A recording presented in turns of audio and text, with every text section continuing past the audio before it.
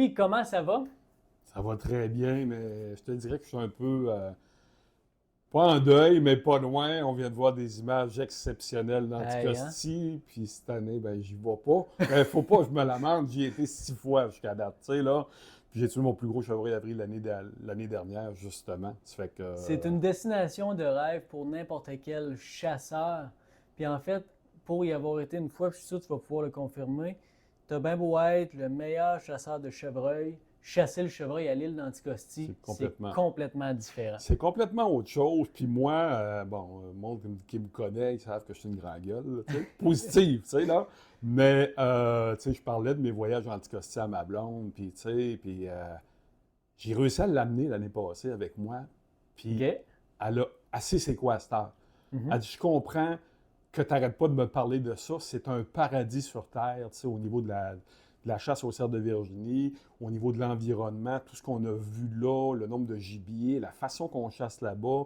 C'est unique en Amérique du Nord, tu sais, Définitivement. là. Ça fait que vraiment. Puis ce soir, ben, On a on une a. machine de guerre avec qui on va pouvoir en parler. Exact. Il est connu énormément dans le domaine de la chasse, ceux qui, Mhm. qui, qui, qui voient, qui voient Anticosti, mais je veux le présenter à tout le monde qui écoute notre On le fait podcast. rentrer? Ben oui, exactement. C'est Parfait. notre ami Maxime Dubé. Oups, bougez pas, on a un petit glitch et voilà. Salut Maxime, comment ça va? Ça va bien, boys, vous autres? Yes! Ben oui, exactement. Ça sent l'automne de plus en plus et commence à faire plus froid un peu et tout. Puis, yeah. Et tu n'es pas déjà Anticosti, Maxime, hein? Non, je ne suis pas encore à Lille. Je retarde souvent le plus longtemps possible là, pour être avec ma famille là, le plus longtemps pendant l'été. Mais les jours s'égrènent assez vite. Puis le départ s'en vient là, dans vraiment pas long. Là, pour ce qui me concerne, là, ça va être, l'avion va être le 28. Là. Bon, tant mieux. Maxime, moi, quand j'ai été à Anticosti dans les dernières fois, à toutes les fois comme Anticosti, on s'en va sur Google, puis sur Facebook, n'importe quoi, puis on essaye d'aller chercher le maximum d'informations. Puis moi, c'est en parlant avec Daniel Gilbert de la tournée de film TFCP qui m'a dit faut que tu parles à Maxime Dubé, c'est une machine au niveau d'Anticosti. Puis c'est un peu comme ça que je t'ai découvert. Mais j'aimerais ça que tu te présentes. Ça fait combien de temps que tu guides Anticosti? Pourquoi un gars, je pense que tu es un gars de la région de Québec, comment tu as fait de te ramasser à guider à l'île d'Anticosti? C'est pas dans nos gènes, je veux dire, personne, je veux dire, à part quelques, peut-être des résidents qui sont devenus guides. Comment tu as fait pour te ramasser là? Écoute, c'est un rêve de jeunesse, Louis. Aussi loin que je peux me rappeler, j'étais TQ, puis je me rappelle de salon là, qui avait le camping chasse-pêche qui était au stade olympique à Montréal. Oui. J'y allais avec mon père. Je pense que j'avais même pas 10 ans. Puis je pouvais rester devant les kiosques d'Anticosti. Dans le temps, il y avait plus de pourvoirie là, quand on recule des années 90. Et je cherchais des fois une raison pour leur jaser parce que c'était, je sais pas, ça avait un attrait. Moi, en réalité, je viens des cantons de l'Est, OK. dans le coin de Donham, Cowansville. Et j'ai tout le temps eu une espèce de passion pour le chevreuil. Écoute, je me rappelle encore les images de la première femelle que j'ai vue tout seul, j'avais 5 ans. Euh, Puis ça a comme créé une espèce de déclic. Tu sais, j'adore la chasse, mais particulièrement le chevreuil, peut-être parce que j'ai grandi dans les cantons de l'Est, mais ça a tout le temps été une passion. Et ça a été comme un rêve qui pas nécessairement développé rapidement, parce que j'ai fait mon entrée à Lille pour la première fois le 6 octobre 2004. OK. J'étais 20 ans quand même. rendu, oui, ben, j'étais rendu à 29 ans. J'avais 29 ans à ce Mhm. moment-là. Mais ça s'est concrétisé assez rapidement. Puis l'histoire est un peu drôle parce que c'est sûr que mes proches me connaissent. Là. J'ai été un nomade pendant des années, on pourrait dire comme un sans domicile fixe. Et je courais différents contrats. Je travaillais dans les cours à bois. OK. Et une de mes ex-conjointes, son ex-beau-père, je l'ai rencontré, puis c'est un chasseur de l'île. Ah, Puis OK. ça a donné que il m'a vu aller un peu. Puis il me dit, hey, toi, t'aimerais pas ça, guider? Ben, j'ai dit, oui, c'est sûr que ça m'intéresserait, mais tu sais, souvent, c'est une histoire de contact. Puis, C'est ça. tu sais, fait que, il m'a donné 2 numéros de téléphone, donc lui de Jean Gagnon, qui était propriétaire de Safari Anticosti. Exact. Et ça s'est pas fait en une seule étape. J'ai approché Jean Gagnon une première fois par téléphone. Puis, il m'a fait comme une espèce d'entrevue alors que j'étais à Mont-Laurier. Ça a été, pour moi, ça n'a pas été un désastre, mais je savais que je l'avais pas impressionné, tu sais, puis pourtant, j'ai essayé de rester moi-même. Puis ça a donné que cette année-là, je me suis retrouvé à retourner à l'Orignal, sur la Côte-Nord. Okay. Et la chasse a été rapide. Puis là, j'étais à Bécomo, j'avais plus de contrat devant moi en foresterie. J'ai rappelé Jean Gagnon à ce moment-là. J'ai dit, Jean, je suis à Bécomo et je suis prêt à le traverser puis je veux te rencontrer. J'ai dit, je sais que je n'étais pas impressionné par téléphone quand on s'est parlé au mois d'août. J'ai dit, là, je veux qu'on se jase. Puis j'ai dit, si ça ne fait pas l'affaire, je vais l'accepter, il n'y a pas de problème, mais j'aimerais ça qu'on se jase face à face. Puis finalement, il m'a donné 1 heure de rendez-vous. Ça a été les mêmes questions qu'au téléphone. Ça a pris 5 minutes. Après ça, il a été quasiment 6-7 minutes sans parler, puis il regardait dans ses livres, puis à un moment donné, il me donne, il dit, regarde, il dit, tu peux être à l'avion telle date. Je dis, parfait. Fait que c'est de même que ça a commencé. Puis, écoute, j'ai mis les pieds à Port, je t'avais à Port-Meunier. J'ai fait comme le pape, j'ai embrassé l'asphalte quand je suis arrivé. Puis ça a commencé là, graduellement. Puis je pense que j'étais dans les bonnes grâces de Jean Gagnon. Là, je me suis bien entendu avec. Et de fil en aiguille, ben, c'est ça, on guidait à différentes périodes. Après ça, ben, j'ai rentré l'été pour faire l'entretien, l'entretien des sentiers. Puis quand même été jusqu'en 2018 pour Safari Anticosti. Okay. 2019, j'ai fait un séjour comme accompagnateur. Puis, suite à ça, ben, 2020, là, c'est intégré là, CEPAC. Par la suite, différents postes. Puis, je suis revenu guider. Plus facile pour moi d'être parti moins longtemps en guidant que d'être au niveau des gestionnaires comme je l'ai été. Oui, c'est ça. Mais c'est ça, j'adore le métier de guide. Puis on pourrait dire que je suis sous mon X. Là. Je suis exactement ce que j'ai pas besoin de plus. C'est ça que j'adore. C'est là que je vais chercher l'information. J'ai contact avec les clients. C'est vraiment la position que j'adore en tant que telle là, par rapport au lien que je peux avoir avec la clientèle d'Anticosti. Probablement que l'île d'Anticosti, c'est ta place aussi, hein? Ben, c'est sûr que je pourrais avoir un pied à terre là-bas sans problème. Il y a quand même tout le restant de la famille là, qu'il faut qu'il y ait un mot à dire. J'adore l'île, c'est tellement particulier. Puis c'est sûr que le milieu est quelque chose en soi, les paysages, la faune, l'ambiance. C'est dur à décrire rapidement en quelques phrases. C'est une expérience, aussi, hein?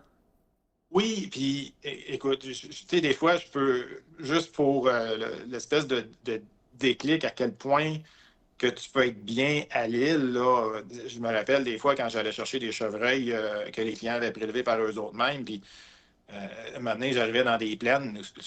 Une fois que le chevreuil était sous le VTT, je fermais le VTT, pas une lumière, puis t'as pas un son, t'as juste le ciel étoilé, c'est noir, noir, noir. C'est vraiment, tu sais, une espèce de solitude que tu peux retrouver. Puis pourtant, tu sais, on est au Québec, là, tu sais, avec cette espèce de sentiment-là, l'île, pour moi, c'est ça. Ça apporte tellement du bien, là, que c'est une maladie, là, tu sais. De ne pas y aller une année, là, c'est pas facile. Exact. Puis Anticosti, moi, je l'ai quand même. Je veux dire, c'est comme je dis à Phil, j'ai été, je pense, c'est 6 fois environ.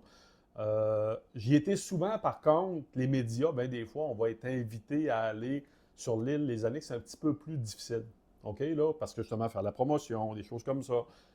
Mais comme j'ai tout le temps dit, la pire année à l'île d'Anticosti va surpasser à 99,9% du temps la qualité de chasse que tu vas avoir sur le continent. Tu sais, c'est tellement unique. Tu sais, ce que tu vas voir. Moi, il y a une année que c'était très difficile. Là, j'avais été chanceux, j'avais été au mois de novembre, mais l'interaction que j'avais eue pendant mon 4 jours de chasse à Anticosti équivalait à l'interaction, dire des bocs qui rotent, tu sais, là, de 15 ans de chasse sur le continent, là, ça n'avait pas de bon sens. Puis c'était pas une bonne année. Tu sais, là. Fait que c'est capoté, vraiment.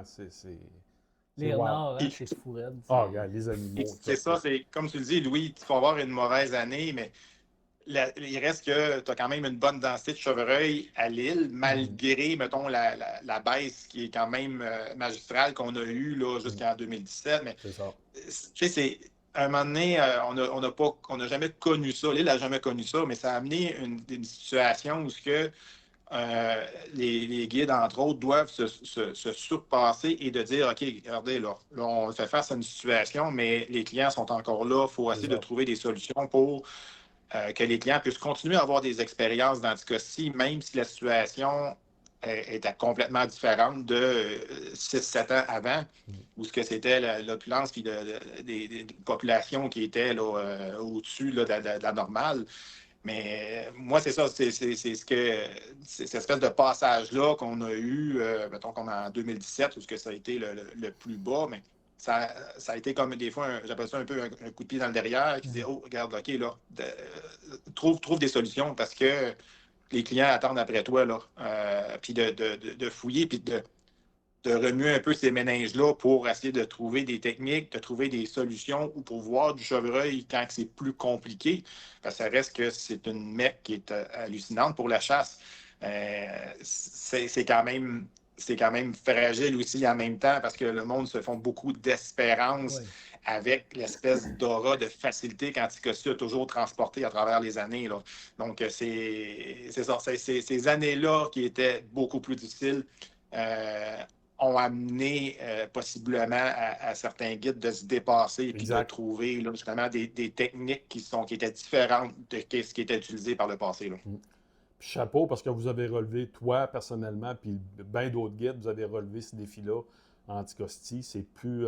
Tu sais, moi, je me rappelle, c'est un peu comme toi, quand j'étais petit, j'entendais mon père, j'avais 5 ans, 7 ans, mon père allait à Anticosti à l'époque. Tu sais, là, c'était un homme d'affaires, puis lui, c'était un gros voyage en Anticosti, puis aller au Caribou dans le Nord. Tu sais. Mais c'était ce qui me comptait, ces voyages. C'était, gars, il se promenait dans le bas du camion à l'époque, puis il tapait sur le toit, puis ah ouais, il y a un chevreuil dans le chemin, bang, il tirait ça. C'était ça, tu sais. C'était tellement la facilité. Mais là, je te parle des années 60, 70, tu sais, là. Mais tu sais, ça allait évoluer en tabarouette depuis ce temps-là. Vous poignez le bois, puis vous ne poignez pas le bois à l'aveuglette. Tout est analysé au corps de poil. Puis c'est un peu ça pour revenir au magazine 100% chasse-pêche. Ça fait quand même 2 ans et quelques que tu écris pour nous. Puis, je suis excessivement fier de dire que Anticosti, chasse, chevreuil, n'a jamais été décortiqué dans un magazine au Québec comme il l'est depuis 2 ans et demi. Et ça, on te doit ça à toi. Un grand merci. C'est vraiment incroyable le partage de connaissances que tu fais à quasi chaque édition. C'est wow! Puis même moi, je peux te le dire, je ne te l'ai peut-être pas dit, l'année dernière, quand je suis allé à Rivière-Belle, j'avais des anglophones qui étaient avec moi. Puis, on parlait, bon, c'est ça, technique de chasse. Puis tout, on était quand même dans un temps difficile. C'était environ le 10 octobre, je suis allé l'année passée. Puis là, j'ai invité les gens à aller lire le magazine 100% chasse-pêche, tes articles. Puis j'ai dit, by the way, même si tu parles rien qu'anglais, tu peux faire translate, tu sais, puis tu vas lire l'article, puis tout est positionné, tout est beau. Le lendemain, ils ont dit, wow, comment ça que même la CEPAC nous donne pas ces références-là en lien avant qu'on arrive à l'île? C'est une mine d'or d'informations. C'est vraiment, je te jure, là, c'est vraiment ça qu'ils m'ont dit, les gars. Ils capotaient, puis vraiment, là, ça les a aidés dans le reste de leur séjour de chasse. Fait que, un grand merci. Ben, merci, Louis, de pouvoir donner cette possibilité-là d'écrire parce que c'est sûr que c'est pas facile pour une revue papier d'avoir un lectorat assez important pour traiter d'un sujet quand on touche, mettons, 3-4 000 chasseurs. Mais avec la revue web, écoute, c'était la situation qui était idéale pour embarquer ce sujet-là. Puis écoute, moi, regarde, c'est que du plaisir parce que le champ était libre. C'était, comme tu dis, il y avait rien qui avait été amené par le passé, mettons, au niveau peut-être un peu plus, j'oserais pas dire poussé, mais tu sais, peut-être un peu plus décortiqué. La technique.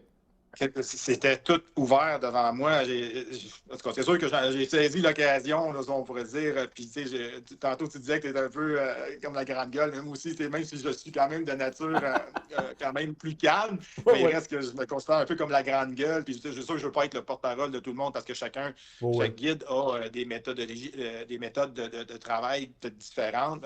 Oui, il y a tout le temps des similitudes. Mais oui, je voulais avoir profité de cette occasion-là, justement, de pouvoir amener de l'info parce que j'ai pour mon dire que Anticosti, c'est un voyage de rêve. Il y a de l'argent investi, c'est impressionnant. C'est sûr que c'est quand même des bons montants. Chasseurs québécois moyens qui vont investir plusieurs mille justement dans un voyage. Ben, j'ai pour mon dire qu'il faut que ça soit une expérience qui soit gratifiante. Oui, parce qu'il y en a, il ne faut pas se faire de cachette, il y en a que ça va être leur seul voyage. Ils vont y aller une fois, puis c'est le voyage de leur vie. Il faut respecter ça. Puis de voir des guides professionnels comme toi, waouh, vraiment, ils sont chanceux quand c'est ça, là, d'être en bonne main comme ça. Juste pour faire un petit topo, mais très rapide, là, peux-tu me dire à peu près les gens, disons, qui voudraient aller lire tes articles, c'est quoi les sujets que tu as traités jusqu'à date à peu près, là, tu vas peut-être m'en oublier un. Je pense que tu es rendu à ton 8e article, là. Il me semble que oui. On a commencé la première année par rapport à l'équipement parce que je trouvais que ça devenait quand même important de justifier le 75 livres que tu peux amener sur l'avion. C'est assez complexe, ça, quand tu ne le sais pas. Oui. Oui, puis 75 livres, ça peut être vite atteint. Puis surtout si tu amènes des choses qui sont peut-être un peu plus inutiles ou pas vraiment serviables pour ton séjour, mais c'est du poids de perdu pour des fois des vêtements que tu aurais apprécié d'avoir de plus ou un équipement qui t'aurait servi. Fait que j'avais commencé avec au niveau de l'équipement. J'ai abordé quand même assez rapidement des articles pour le mois d'octobre parce que souvent, tu sais, la chasse de septembre, oui, là, on en parle, le monde prend connaissance que c'est une chasse qui est une excellente chasse de bocs à faire pour ceux qui sont intéressés à faire de la chasse avec les bocs sur le velours. Vraiment des méga bocs qui sortent. Au niveau septembre-novembre, là, début septembre, c'est pas mal comparable. Fait que, oui, septembre, on en parle. Après ça, mois de novembre, c'est souvent ce qu'on voyait dans les reportages. Il y avait des super de reportages qui ont été faits. Là. Je me rappelle de celui de Richard Bonfette, là, justement, quand il a passé à Cerceau avec son boc, là, je pense, de 14 points, si je ne me trompe pas. Je me rappelle de ton passage là, avec le concours quand tu as été à Chicotte. Mais encore là, je pense que c'était plus au mois d'octobre. Décembre, c'était à la fin. Chasse d'hiver. Fait que, c'est des périodes qui étaient quand même peut-être un peu plus faciles à aborder. Mais je trouvais que les chasseurs du mois d'octobre, puis le seul message qui était véhiculé, c'était des périodes difficiles. Mais écoute, ça doit être une période difficile. Les bocs qu'on récolte au mois de novembre sont là au mois d'octobre, sont tous là. Définitivement. On en sort, des méchants beaux bocs. Là, on voit ça passer à l'aéroport. C'est ça, le mois d'octobre. OK, oui, c'est peut-être plus difficile. Mais il y a des solutions. Là. Moi, je peux te le dire. L'année passée, Maxime, j'ai lu ton article 16 fois avant d'arriver à Lille. Puis je te dis pas que j'ai appliqué à la lettre ce que tu disais là-dedans, mais ça m'a donné les informations pour adapter. C'est sûr que j'étais avec ma conjointe et tout ça. Là. J'ai adapté en fonction de comment je voulais chasser. Puis j'ai tué un boc de 170 livres vidé, un 8 points. Mon plus gros chevreuil à vie, moi-même hors continent, là, je capotais, puis on était au mois d'octobre, on n'était pas censé voir de bocs, puis on a vu des bocs, là. Fait que ça a été wow, là. Mais c'est ça, tous des petits détails où les chevreuils vont manger, où qu'ils vont, à telle période exacte de l'année, tout. C'est un peu ça que j'ai essayé de trouver pendant mon séjour, puis ça a fonctionné. Fait que, gars, wow, c'était merveilleux. C'est ça, c'est que par rapport à la période du mois d'octobre, je voulais essayer de trouver le plus de sujets possible pour pouvoir donner des pistes de solutions pour ces chasseurs-là. Puis je trouvais que c'était un peu comme les grands oubliés. Puis, tu sais, pour moi, un chasseur qui vient au mois d'octobre, c'est un chasseur avec un grand C parce que c'est lui qui se donne le challenge le plus élevé en tant que tel. Fait que quand je vois des photos passer, de chasse au mois d'octobre, puis tu vois des méchants beaux bucks. Hey, wow! Pour moi, là, regarde, c'est les plus beaux trophées qui peuvent sortir, c'est à cette période-là. Fait que oui, j'ai attaqué souvent ce sujet-là. Après ça, oui, le mois de novembre, là, c'est incontestable. Là, c'est sûr qu'on en jase parce que c'est un mois où tu as de l'action, qu'il y a une interaction. C'est un mois où on peut faire des choses qui sont spéciales, que les chasseurs n'osent pas faire ailleurs au Québec, mais qu'on peut se permettre en Anticosti. Parenthèse, il y a des choses que je fais en Anticosti que j'ai fait dans le canton de l'Est. Et ça fonctionne. Wow. Fait que le monde se garde souvent une gêne parce qu'on a tout le temps peur de manquer la. Tu parles-tu du mouchoir, là? Ou, Le mouchoir, ça, je l'ai fait. Ça fait. Je pense que la première fois que j'ai fait ça, je me demande, je pense que j'avais 15 ans. J'avais 15 ans dans le canton de l'Est, approcher des chevreuils, pendant la période estivale, mais approcher des chevreuils à moins de 100 pieds avec la guenille. Mais c'est sûr qu'après ça, à Lille, ben oui, il y a des applications, puis c'est sûr qu'au mois de novembre, c'est de la dynamite. Là, moi, je dévore tes articles parce que moi, je chasse en milieu forestier, en Mauricie. Puis il y a quand même certaines similitudes avec Anticosti aussi. On n'a pas de prairies, nous autres, là, à côté de nous autres. C'est du bois, du bois, du bois, du bois. Fait qu'il y a certains comportements, mis à part la migration particulière qu'il y a à l'île, je veux dire, il y a bien des choses qui s'apparentent avec Anticosti. Ça fait que, comme par exemple, ton article, là, tu es rendu avec la pleine lune dans le mois de novembre, la foutue pleine lune qui me fait enrager. J'ai hâte de voir ta suite parce que là, tu as fait septembre-octobre, c'est ça? C'est ça, septembre-octobre. En lien, on avait sorti au mois de février passé l'espèce d'application, les applications que je viens utiliser pour déterminer les bonnes périodes. C'était un peu comme une prémisse pour pouvoir aborder les sujets suivants. Il fallait que je vienne à expliquer un peu la manière que je vais fonctionner pour déterminer ces bonnes périodes-là. Oui, principalement, moi, je vais guider en septembre, puis des fois au début octobre. Donc, cette technique-là est applicable à cette période-là. Mois de novembre, le prochain article qui va sortir, ce mois-là est un peu différent. On peut l'appliquer, mais je dirais qu'il y a beaucoup plus de paramètres qui viennent influencer le comportement. Pour l'instant, je me suis limité un peu au même sujet que j'ai traité pour septembre-octobre. Il y a encore. Ce qui est le fun, c'est qu'il y a tellement un sujet à développement. C'est rien de statique dans le temps. Là, présentement, je suis à cette étape-ci. J'expose ce que je connais, mais c'est sûr que c'est en continuelle évolution. Et j'essaie d'être.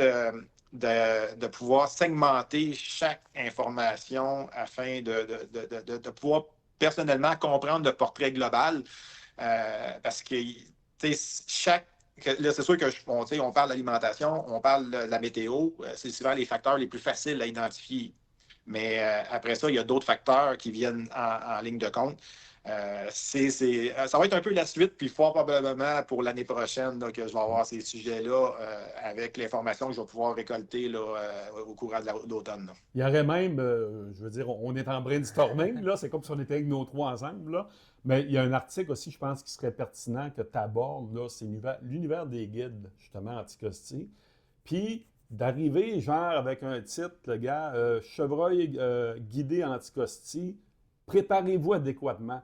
Tu sais, parce que des fois, les gens s'imaginent bien des choses de comment ça va se passer avec un guide, mais de connaître la réelle réalité de qu'est-ce que c'est d'avoir un guide Anticosti, puis comment toi, il faut que tu sois préparé. Parce que tu peux avoir le meilleur guide au monde, si toi, tu n'es pas prêt à faire les efforts, ben gars, ou que tu n'es pas capable physiquement à le faire, il faut que tu sois capable d'arriver puis dire tes limitations pour que le guide, lui, puisse s'adapter de son côté. Ouais. Fait qu'il y a de quoi là-dedans? Il y a une analyse à faire, autrement dit. Les gens payent, comme tu dis, tellement, c'est quand même rendu assez cher quand même pour le commun des mortels, que ça fait, moi, je trouve que ça fait partie de la préparation avant de mettre les pieds sur l'île d'Anticosti. Ah oui, c'est sûr. Puis, tu sais, le métier de guide, c'est tellement un métier de caméléon. Tu dois t'adapter à ta clientèle. Exact. Une Exact. semaine, tu vas avoir des jeunes loups qui se garochent tout bord, tout côté. C'est envoie, j'ai une nouvelle paire de chameaux, il faut qu'à la fin de la semaine, il faut qu'ils soient usés à la corde, puis Ouais. il faut qu'ils soient quasiment percés. Là. Fait que, puis après ça, la semaine suivante, là, tu vas avoir un groupe de baby boomers. Là, Il il va faut plus qu'ils travaillent mollo, toute là. manière. Mais moi, sais-tu quoi? Ouais, ben, Sais-tu quoi, Maxime? Moi, quand tu dis ça, là, je me le dis à moi-même parce que ta préparation, c'est aussi avec tes compagnons de chasse qui vont venir avec toi. Moi, ma blonde, la seule affaire qu'elle m'a reproché, puis moi, je m'étais comme adapté en pensant qu'elle voulait pas, tu sais, là, elle dit, j'aurais aimé ça marcher beaucoup plus que ça sur l'île. Puis moi, j'ai comme adapté en disant, bon, mais elle n'a jamais tué de chevreuil sur l'île, on va y aller, safety, on va faire ça de telle façon. Mais finalement, elle voulait vivre d'autres choses. On l'a vécu un peu une portion du voyage, mais elle, ça aurait été de même. Tout le séjour, elle aurait capoté. Mais c'était comme si je ne voulais pas y imposer ça. Ça fait que parlez-vous entre vous autres avant d'arriver à l'île. mais tu sais, souvent, quand on en parle de ce sujet-là, je vais souvent parler du parcours que le guide va avoir avec ses clients à partir de l'aéroport jusqu'au camp. Tu sais, on va avoir, mettons, une demi-heure, 1 heure. Ouais. J'appelle ça un peu comme une espèce de speed dating. Oui, oui. Le guide va prendre le plus d'informations de ses clients, mais tu sais, pas juste un, c'est 4. C'est ça. Souvent. Puis de cerner un peu vers quoi ses clients, qu'est-ce que ses clients espèrent comme séjour, puis qu'est-ce que ses clients sont capables de faire. Mais en même temps, j'ai pas mon dire qu'il faut tout le temps comme dépasser un petit peu la zone de confort du client pour que on aille chercher quelque chose, la petite coche qui va faire, écoute, ça a été un super voyage. C'est ça, c'est ça. Je suis d'accord avec toi. Fait que, tu sais, fait que des fois, c'est ça. C'est juste d'essayer de gager. Mais c'est sûr qu'un guide, si tu dis un guide, là, je te dirais la majorité des guides, tu vas leur dire, hey, moi, je veux marcher. Parfait, on va marcher. Fait que, écoute, je te dirais que des fois, ça arrive que on arrive à l'aéroport, puis pas des plaintes, mais de dire, t'as peut-être été un peu fort sur le marchage. Écoute, ça se peut bien. On Ça se est- peut bien. C'est ça. Fait quand on est pour aller sur le terrain, écoute, les guides, là, on a vraiment une équipe de feu. Puis on a des jeunes qui sont rentrés dans les dernières années, des gars qui sont crinqués. J'ai la chance de pouvoir en côtoyer certains depuis 2-3 ans. Là, j'en connais au moins 3 en tête, là, donc un nouveau cette année. Joey, écoute, ce gars-là, j'ai travaillé cet été avec une machine, ce gars-là, c'est vraiment, c'est le fun de voir ça, ce 109-là, dans l'équipe des guides. Je pense que c'est juste pour le bénéfice des clients de pouvoir les voir. Puis oui, on a nos old-timers, puis je pense que je vais m'inclure là-dedans, parce que même s'il y en a qui sont surpris un peu, je suis à quelques mois de la cinquantaine. Fait que c'est ça. On vient. On a le temps de s'énerver, mais à un moment donné, on dit, regarde, c'est beau, là, regarde, on peut relaxer, on va faire ça, on va avoir du succès, on va aller chercher ce que tu veux, mais c'est ça. Fait on a une gang d'expérimentés qui sont là depuis des années, des guides là, qui ont au-dessus de 20 ans, 25 ans d'ancienneté, on en a quand même pas mal. Fait que des gars, des vieux routiers, ça complète l'équipe. Écoute, l'équilibre est bel avec les jeunes, les nouveaux, puis les vieux routiers. C'est de toute beauté de voir ça, là, me dire l'équipe des guides là, cette année. C'est sûr que je parle là, pour la CEPAC, parce que je connais quand même certains là, du côté du lac Geneviève. Écoute, eux autres ici, je pense qu'ils ne sont vraiment pas à plaindre. Ils ont vraiment des bons guides d'expérience. Puis du côté de Safari, en tout cas, aussi, là, ils ont vraiment des gars, là, ça coche. Donc, c'est ça, vraiment là, des belles équipes de guides là, sur le terrain là, à Lille là, présentement. Là. En parlant du terrain, les 2 dernières années ont été wow. Cette année, ça ressemble à quoi un peu? As-tu des nouvelles un peu? Bien, 2022, ça avait été correct, mais ça ne prend pas grand-chose pour avoir un impact. Puis l'impact avec l'hiver qui avait commencé tard, avait sûrement amené des chevreuils qui se sont confinés à des endroits qui étaient inhabituels. Puis on l'a vu au niveau de l'épannage. Il y avait du marbre en 2022, mais l'épannage était petit concernant les secteurs nord. Ben, tout ce qui était nord-est, c'était beaucoup des petits panaches. C'était des 4 pointes, 6 pointes, 8 pointes, mais je pense que, garde à moi, puis les plus beaux bocs, c'était ceux qui s'étaient prélevés dans le sud de l'île.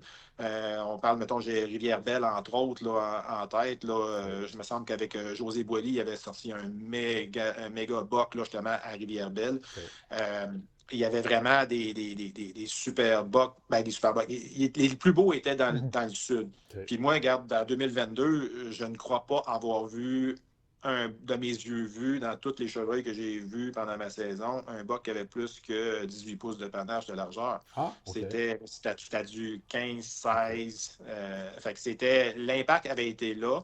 OK. 2023, ben, on a eu une année que Incroyable. je pense qui était hallucinante, une Mhm. quantité de bocs. Juste pour donner une idée, quand j'ai rentré à l'été 2023, j'ai été dans un secteur qui était vraiment pas loin du chemin. La première fois que j'ai passé là, quand j'ai faisais le nettoyage des trails, dans cette plaine-là, j'ai compté, je pense, 9 bocs, à peu près 10 minutes. Seigneur. Et j'ai Hey, passé là. Moi, j'ai été 9 jours sur le terrain parce que j'étais tout seul à ce moment-là, dans ce terrain-là. J'ai j'ai repassé, je pense, l'avant-dernière journée. OK. L'avant-dernière journée, quand j'ai passé là, j'ai pogné un 2 minutes parce que, ben, je dirais un 3 minutes. Ça a duré à peu près 3 minutes. J'ai avancé d'à peu près, je me demande si j'ai avancé de 500 pieds. J'ai arrêté de compter à 15 bocs parce que je n'étais plus capable de savoir lequel c'était lequel. Là. Ça OK, OK. jumpait tout bord, tout côté. C'était dans la même plaine. J'étais rendu à 15 bocs. Puis j'en avais d'autres qui se levaient, mais là, j'en ai vu de Incroyable. toutes les grosseurs. Mais Mhm. c'était 2023. Et puis, tu sais, on voyait les chasseurs ramener, suite à leur séjour, ramener des images, des bocs qu'ils avaient Ah, laissés c'est aller, incroyable. Incroyable. des 6 points, des 8 points, Mhm. des bocs quand même que plusieurs chasseurs récolteraient, là, des 16 pouces, puis même des 17 pouces. des Là, bocs puis de respectables de laisser l'île, aller. là, disons-le. Oui, c'est ça, des bocs, mettons, de standard de l'île. Écoute, 2023 était hallucinant pour ça. Là, 2024, parti comme c'est là, on a quand même tu sais, ce qui est le fun, c'est qu'il y a des chasseurs qui ont pris l'île en affection, d'après moi, même plus que moi. Des gars qui vont un séjour, 2 séjours, même peut-être même plus dans l'été pour aller voir sur leur terrain, oui, pour faire la villégiature sur l'île, profiter des attraits de l'île, puis d'aller marcher certains secteurs dans le parc, mais aussi d'aller voir leur terrain de chasse. Et les gars ramènent des images qui sont hallucinantes, c'est de voir puis des comptes rendus de ce qu'ils ont vu sur le terrain. Il y a vraiment une frénésie cette année qui est hallucinante. Tant Avec mieux. les. Tant mieux. C'est ça. Fait qu'il y a du bas, puis de la qualité qui s'en vient. Moi, d'après moi, en tout cas, je dirais, mon opinion, c'est Ouais. qu'au niveau du ratio, il ne sera pas aussi élevé en mâle que qu'est-ce qu'on a connu l'année passée, OK. mais la quantité va être encore là. OK. Ça va être plus un ratio normal de ce qu'on est habitué Mm. de l'île, mais on a toutes les 2020, toutes les veaux de 2021 qui sont rendus nos 3 ans et demi. Il va y avoir une quantité de 17 pouces là, sur le terrain, Mm. mettons de 16, 17, du 8 points. Il va en avoir là, parce qu'il y avait des naissances doubles en 2021, comme ça n'avait pas de sens. OK. Et cette année, avec l'hiver qu'on a eu, ça va être un copier-coller, mais encore avec plus de chevreuils parce on a eu plus de femelles. Ben On a oui, plus de c'est ça. femelles C'est ça. là qu'en 2021. Fait que Mm. si on a encore les hivers de notre côté, imaginez dans 3 ans ce que ça va donner. Ça va être exceptionnel. Écoute, j'ai connu 2006 et 2010. C'est- 2010, c'était. 2006, Ah oui. j'aimerais retrouver les bocs que j'ai vus passer dans les différentes mitas parce qu'il y a des bocs de 135 à 140 qui ont été prélevés en 2006. J'ai vu des bocs magnifiques, des bocs que le monde ne pense pas qu'ils viennent de l'île, mais ça, c'était 2006. 2010, c'était pareil, c'était des années de gros bocs. Mais là, on a la chance de pouvoir vivre ça, d'après moi, cette année. J'ai vraiment hâte de voir ce qui va sortir avec les Ouais. différentes semaines. Il va y avoir vraiment des bocs, là. D'après moi, au-dessus de 130, là, on Pas devrait mal. en voir au moins quelques-uns, là. Hey, question, ça m'intrigue, là, depuis la COVID, on sait que il y a beaucoup d'Américains qui ont arrêté de venir là, tu sais, là, pendant la COVID. Est-ce que les Québécois se sont réappropriés l'île beaucoup plus qu'avant, autrement dit? La clientèle est-elle rendue majoritairement québécoise ou les Américains sont pas mal revenus? La clientèle américaine a commencé à décliner quand même pas mal en 2007. Il y a des secteurs où autrefois c'était quasiment 70% américains. OK. Je te dirais que pour l'ensemble, la globalité des chasseurs, mettons, qui sont non résidents, doit peut-être approcher, c'est beau, pour moi, ça doit varier entre le 10 et 15% maintenant dans les OK. dernières années. OK. Mais oui, effectivement, la COVID a eu l'effet que ça a peut-être découragé certains chasseurs américains. Premièrement, ils ne pouvaient pas venir. Pendant c'était la 2020, 2021. C'est ça. Fait qu'il y a eu, c'est ça, comme une année, 2 ans, si je ne me trompe pas, qui étaient incertains.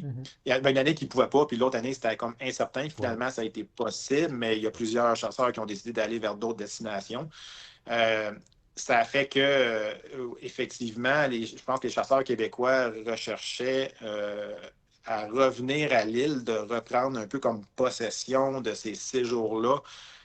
J'ai vu ce que c'était quand j'étais justement au service clientèle pour la CEPAC là, en 2021.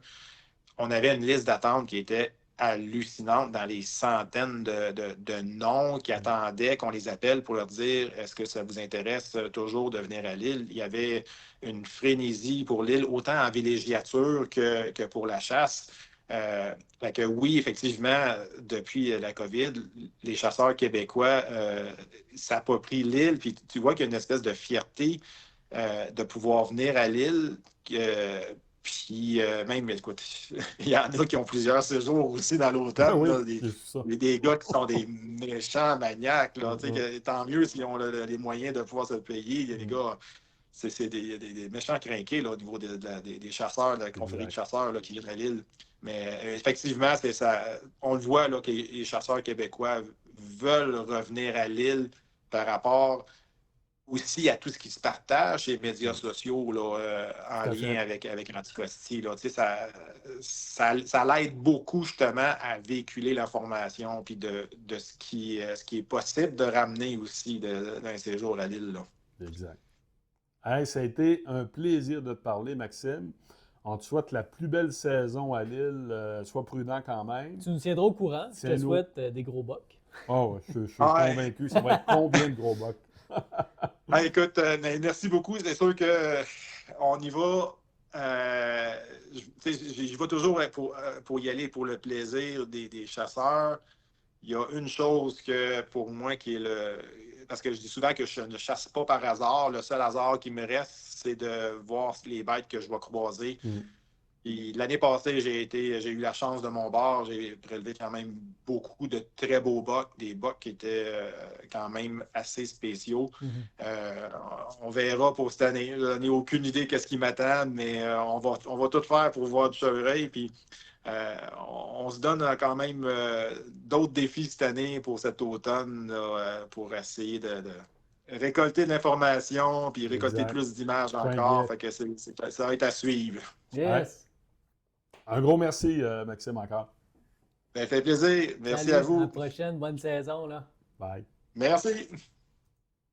Hey, c'était le fun en tabarnouche, ça, hein? Ah, gars, Maxime, c'est une bénédiction d'avoir réussi à recruter quelqu'un de cette qualité-là. Tu sais, là, dans le magazine, c'est incroyable. C'est une bible sur 2 pattes. C'est un passionné. Je suis même pas sûr que je serais capable personnellement de le suivre dans le bois tellement c'est une machine. Tu sais, là. Parce que marcher dans les swamps, Anticosti, là, c'est quelque chose, là. C'est pas évident. Puis lui, il fait ça comme si de rien n'était, comme s'il était né là. Tu sais. On voit vraiment qu'il a une expérience à l'île. Tu sais, il y a ses connaissances de l'île qui font qu'il a du succès, comme qu'il mentionne, comme qu'il en parle. Puis, bref, écoute. Mais c'est un gars qui s'interroge surtout, c'est un analytique. Donc, il ne part pas au hasard, puis selon son pif, puis ça. Non, tout est analysé, pesé. Il va chercher tous les outils possibles qu'il est capable d'amener avec lui pour prendre les meilleures décisions. Il connaît la biologie du cerf de Virginie sur l'île. C'est une bébête totalement différente. Il ne faut pas oublier que même chez Safari Club International, ils ont reconnu le cerf de Virginie d'Anticosti comme une sous-espèce. sais. Ah Donc, oui.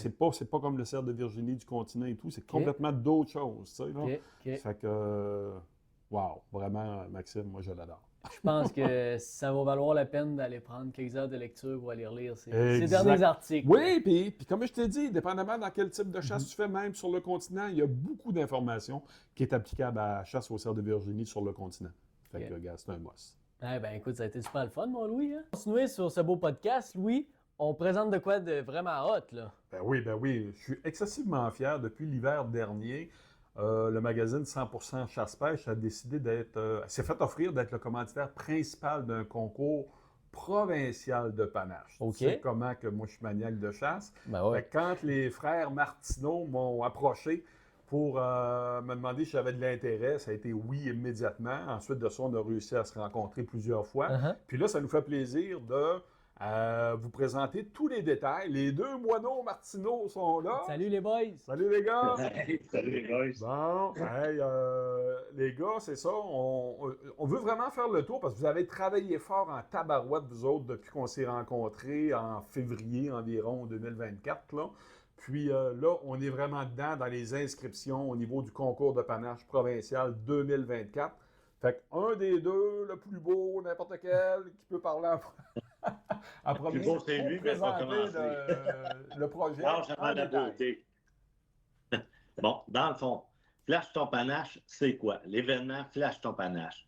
C'est comme en 3 volets. On a le concours de panache, le volet concours de panache. OK. Cette année, on a 3 catégories. On a ajouté une. Il y a le plus gros panache d'orignal, OK. de chevreuil du Québec, puis du chevreuil extérieur du Québec. Parfait. Donc, c'est ça. C'est nos 3 catégories. Ensuite de ça, dans le fond, au coût de 25 vous êtes éligible à toutes les catégories de panache. Mhm. Chevreuil, c'est bon pour tout. Ensuite de ça, vous êtes invité à notre soirée finale. OK. À notre soirée finale qui va avoir lieu le 31 janvier au salon chasse-pêche, camping chasse-pêche à Saint-Hyacinthe. OK. Fait que le 31 janvier, ça va se passer. Exactement. Ouais. Pour comment on peut se procurer les billets? C'est-il seulement en ligne? Y a-t-il des places physiquement qu'on peut, avoir les billets? Ben, pour commencer, c'est qu'on peut l'acheter en ligne sur flashtompanache.com. OK. Ça se fait par Internet, c'est vraiment pas compliqué. Ensuite de ça, il y a les écotombes. On a 25 magasins écotombes qui sont participants qui vont vendre des billets. Ça, vous pouvez aller voir sur notre site Internet flashtompanache.com pour avoir tous les détails, puis sur Facebook également. Ensuite de ça, on va avoir plusieurs vendeurs qui est de la gang de TFCP. Ça aussi, on va avoir les noms. Il n'y a rien d'officiel avec les noms présentement, OK. mais ça va être tout sur notre site Internet. OK. Ça, Flash ton panache, le site de pointdevente.com. OK. Ça aussi, ça, c'est par Internet. Puis allez voir sur flashtonpanache.com, puis les liens vont tout ça faire. Ben, c'est ça. Si vous nous suivez sur flashtonpanache.com ou sur Facebook, à notre page Facebook, Flash ton panache, ou sur Famille de Bois, on a beaucoup d'informations là-dessus. C'est ça. Puis d'ailleurs aussi, je parlais tantôt qu'il y avait 3 volets. Pour 25$, tu as le droit, c'est ça, au concours de panache. On a plein de prix de participation. Cette année, là, on a mis le paquet. On a un 4 roues Polaris. Polaris de marque. Comment? Ben, je vais trouver ça. C'est moi qui avait la liste des prix. OK, pour commencer, pour les prix de participation, on a un VTT Polaris Sportman. Ensuite, de chez Moto des Ruisseaux, bien important, carabine EDC d'Hamster en carbone, valeur de 3 000 $. On a des cibles de zone T3, forfait de pêche ou de chasse 3 jours pour 2 personnes à pourvoirie, pavillon ou plus. On a un forfait de chasse à l'ours offert par Bête de Bois, tronçonneuse compacte de distribution Cuisilame. On a plusieurs certificats cadeaux. Des écotombes, produits extrême CG, poule de bois, je suis bien dans le bois, produits Sam Hunting et plusieurs autres. Ça y est, Puis on a des formations aussi. Ouais, des formations numériques, de Précision Long Range Academy. On a formation sonore, pêche au doré, de la chasse, le pro de la chasse et pêche. Oui, ben ça s'ajoute. Nous, je sais qu'on va fournir un certificat cadeau pour un voyage en pourvoirie aussi. Je pense que le magazine 100% chasse-pêche. Ça fait que non, il y a des prix, il y a des prix. Hey, les gars, bougez pas. Quand vous restez de même, rien que pour le podcast, là, bougez pas, sinon vous sortez de l'écran un peu. Restez figés comme ça. Moi, je veux savoir concrètement, comme je vous ai dit, moi j'ai inscrit ma blonde parce que je sais qu'elle va gagner le plus gros panache d'orignal cette année. Puis, non, je fais des blagues, mais je veux savoir, disons, quelqu'un récolte un trophée, c'est quoi qu'il faut qu'il envoie comme preuve pour, autrement dit, qu'il soit considéré? Là? Comment ça fonctionne? Bon, la première étape, c'est acheter son billet, donc Oui. acheter ton panache. Ensuite de ça, quand ça va être le temps de la chasse, quand vous récoltez une bête, Oui. Vous prenez une photo. C'est bien important, ça, parce qu'on ne veut pas qu'il y ait de trichage. Vous prenez une photo avec la bête, Oui. le chasseur, puis le permis. OK. Le permis, il faut qu'il soit visible. OK. Donc, ça, c'est la première étape. Vous nous envoyez ça par courriel. OK. Puis le Quand permis, tu dis le permis visible, est-ce que c'est le coupon de transport apposé sur la bête que vous voulez dire ou qu'on voit que le gars il a son permis dans les mains et qu'on voit que c'est le permis 2024? Ça serait son permis dans les mains puis bien identifiable 2024. Parfait. Parce qu'on ne veut pas qu'il y ait de triche. Ça, c'est bien important. Okay. C'est bon. À partir de là, vous nous envoyez une photo, puis idéalement, avec un tape à mesurer pour nous donner une approximation là, de la largeur du panache pour être capable de faire une présélection. OK, c'est bon. Donc, ça, c'est la première étape. Ensuite de ça, un coup qu'on comptabilise toutes les données, là, on fait une autre sélection. Dans cette sélection-là, les gens choisis vont être mis en communication avec un mesureur de Trophée Québec de leur région. OK, c'est bon. Donc, là, après ça, suite à ces mesures-là, on va faire la sélection finale pour la grande finale le 31 janvier à Saint-Hyacinthe. Donc, tous les gibiers passent par un mesureur officiel Trophée Québec. Non, pas tous les gibiers, parce que c'est ça, on va faire une présélection. Ouais, ceux qui sont sélectionnés, des potentiels, c'est ça. Ceux qui sont sélectionnés, là. Exact. Exactement. Ouais. C'est bon.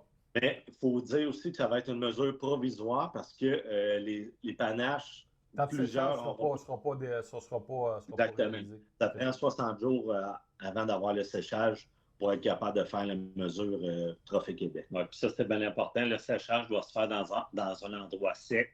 Exact. On ne met pas ça dans le congélateur. Mettre ça dans le congélateur, ça ne sera pas valide. Ça, c'est bien important. C'est genre de mettre ça dans un garage où c'est quand même assez sec. Ça, c'est bien important. OK. Fait que dans le fond, on n'est pas obligé d'avoir récolté le plus gros bug pour avoir des cadeaux. Ça, j'aime ça. Puis bravo les boys. Fait que c'est un concours qui est ouvert à tout le monde, tous les chasseurs du Québec. Pour participer, ben c'est pas compliqué. On a directement sur votre site web flashtonpanache.com, puis vous avez une multitude de vendeurs autorisés pour les billets partout au Québec. Ça aussi, c'est très, très le fun.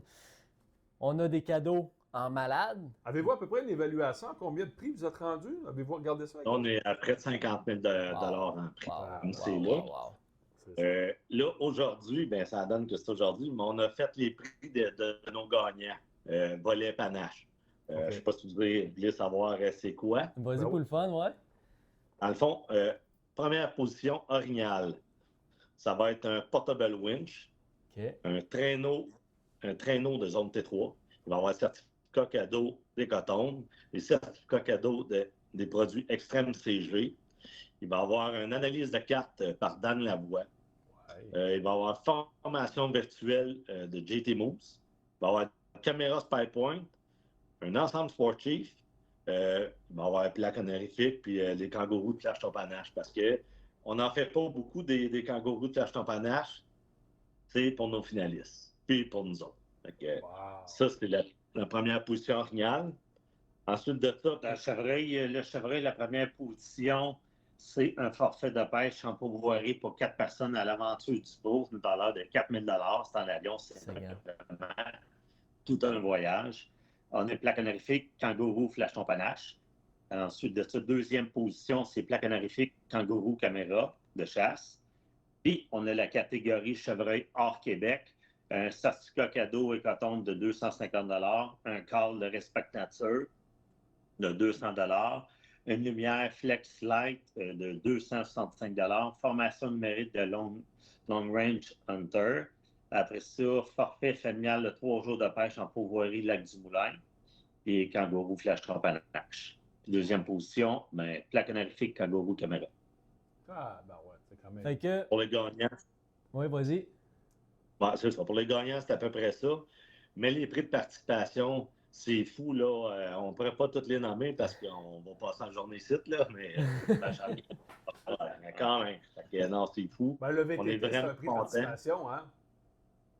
Pardon? Le VTT, c'est un prix de participation, justement, hein? Oui, le Grand Prix de participation, c'est un VTT. On a aussi une carabine EDC en carbone, fabriquée par Antler, mais c'est carabine EDC, l'entrepôt de chasseurs. Éric Monti nous a offert ça encore pour une deuxième année. Wow. On est vraiment contents. Fait que, en gros, c'est pas mal ça. Eh ben, il n'y a aucune raison de ne pas s'inscrire. Je pense que c'est ça qu'il Moi, faut c'est déjà retenir. fait. Hein? Moi, c'est déjà fait. Ben, moi, je m'en vais faire ça. Ben oui, exactement. Hey, merci infiniment, les gars. Puis on vous souhaite le meilleur des succès. Puis nous, on est vraiment au magazine 100% Chasse-Pêche. On est très fiers d'être derrière vous. Puis on vous donne un coup de main le mieux qu'on peut. Puis on essaie d'aller ramasser le plus de monde possible à l'échelle du Québec. Ça serait le fun d'avoir du monde un peu partout du Québec. Oui. Puis, il y a rien que chapeau, les gars. Moi, je le sais que vous êtes, gars, vous faites pas ça pour l'argent pantoute, là. Je pense que vous êtes comme moi un peu pour mon projet de magazine. Vous payez quasiment pour travailler. Mais c'est pas grave, on est des passionnés et on aime ça. C'est ça qui compte. Fait que, Ouais, ben, c'est ça. On veut encourager les chasseurs à venir s'inscrire. Puis c'est ça, nous autres, on fait le fun avec ça. Puis c'est le fun. Puis c'est beaucoup de travail aussi, mais c'est vraiment le fun. Puis d'avoir du monde trippé de chasse-pêche. Puis on s'est fait plein de belles connaissances. Donc, nous autres, on vous connaissait par les médias, dans le fond. Mm-hmm. Fait que c'est fait des amis. Puis on a vraiment. Exactement. Hey, un gros merci, les gars. Merci. Puis on se tient au courant de l'avancement de ça. Puis on est derrière vous. Yes, hey, merci infiniment. Salut. Bonne saison. Salut bien. Merci aussi.